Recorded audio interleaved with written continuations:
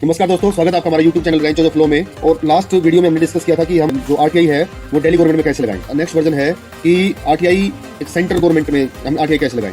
तो उसके लिए हमारे पास ये एक वेबसाइट खुलती है RTI online.gov.in। इसमें हमारे पास डिफरेंट ऑप्शंस होते हैं कि हम सबमिट रिक्वेस्ट कि हम रिक्वेस्ट सबमिट करना चाहते हैं। फर्स्ट अपील 29 दिन के अंदर अगर हमें अच्छी प्रॉपरली इन्फॉर्मेशन जो हम रिक्वायर्ड है वो नहीं मिल रही है तो हम फर्स्ट अपील जो सबमिट करते हैं। उसके अलावा स्टेटस हम देख सकते हैं, हिस्ट्री देख सकते हैं, लॉगिन कर सकते हैं। तो ये सारा इसमें होता है। तो अगर हम बात करें कि हम RTI कैसे लगाएं तो सबसे पहले हम सबमिट रिक्वेस्ट में जाते हैं। उसके बाद यहाँ पे सबमिट का ऑप्शन मांगता है। अब उसके बाद आप एक प्रॉपर ईमेल आईडी डालेंगे। जैसे मैंने अपनी ईमेल आईडी डाल दी है, ईमेल आईडी डालेंगे और अपना मोबाइल नंबर डाल देंगे, जो मैंने अपना मोबाइल नंबर डाल दिया है। उसके बाद में ये कैप्चा बोलता है, कैप्चा हम डालेंगे। एक बात मैं साथ साथ बता दूं आपको कि RTI में जो डाला जाता है कि हमें जो इन्फॉर्मेशन चाहिए वो इन्फॉर्मेशन हमें प्रॉपरली ये हमें पता होना चाहिए कि हम क्या मांग रहे हैं।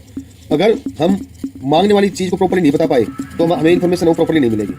अब इसमें हमारे पास एक OTP आता है, जो मेरे रजिस्टर्ड मोबाइल नंबर को उसमें OTP आएगा। उस OTP को हमें इसमें सबमिट करना होता है। सबसे ऊपर आता है मिनिस्ट्री। आप किस भी मिनिस्ट्री में आप डालना चाहते हैं वो आप डाल सकते हो। जैसे मिनिस्ट्री ऑफ यूथ अफेयर्स हो गया, ministry of railway, ministry of mines, ministry of energy, different departments होते हैं। तो जैसे इसमें दिल्ली पुलिस भी है।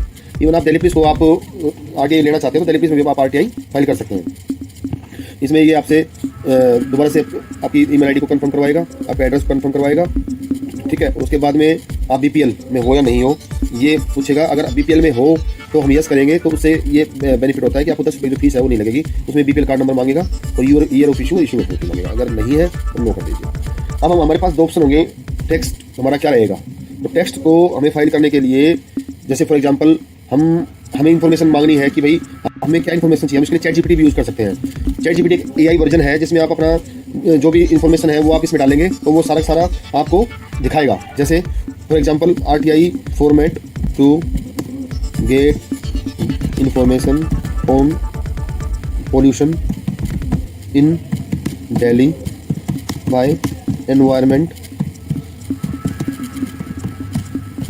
मिनिस्ट्री। तो हम जब ये डालेंगे तो इसमें सारा ये हमें पूरा फॉर्मेट देगा और इस फॉर्मेट को हम डाल सकते हैं। कॉपी करके हम इसको इसमें पेस्ट कर सकते हैं। तो हमारा फॉर्मेट होगा। इसका जो पॉइंट है RTI का वो ये मांगने का होता है कि हम उसमें क्या इन्फॉर्मेशन, हमें क्या डॉक्यूमेंट चाहिए तो प्रोवाइड द कॉपी मांगनी चाहिए। कोई भी लॉ बुक है या कोई भी डॉक्यूमेंट हमें वो मांगना चाहिए RTI में। यहाँ पे हम लोग कैप्चा डालेंगे, ये सारा कैप्चा डाल के हम इसको सबमिट कर सकते हैं। अब नेक्स्ट स्टेप होता है मेक पेमेंट का। तो इसमें आता है you want to submit RTI request. अगर हम इसको बिल्कुल कंफर्म है कि RTI रिक्वेस्ट के लिए हम ओके हैं, कोई चेंज करना चाहते हैं तो हम इसको ओके कर सकते हैं। और अब इसमें जो चीज़ें इसमें हमारी रह गई हैं, अब इसमें कुछ चीज़ें होती है ओनली अल्फ़ाबेट्स आर रिक्वायर्ड, ये सारी चीज़ें हैं। तो ये सारी चीज़ें इसको वाइड करने के लिए हम इसको PDF फाइल वर्ड फाइल को हम ILO PDF से सीधा PDF में कन्वर्ट करके हम इसको सबमिट करेंगे तो उनको पेमेंट मांगेगा, हम पेमेंट करके हमारी RTI फाइल हो जाती है।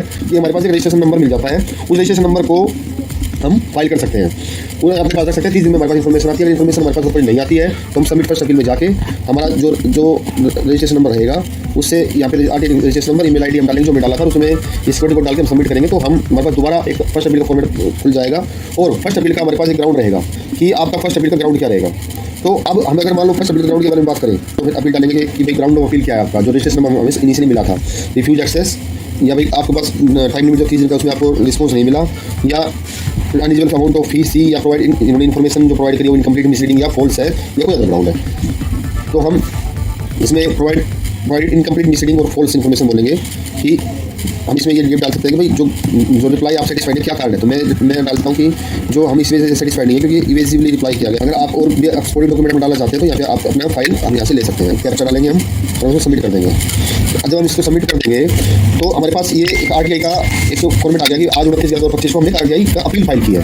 इस अपील फाइल के साथ हमारे पास एक ईमेल आती है जो कन्फर्मेशन देती है कि आपकी जो अपील है वो फाइल हो चुकी है।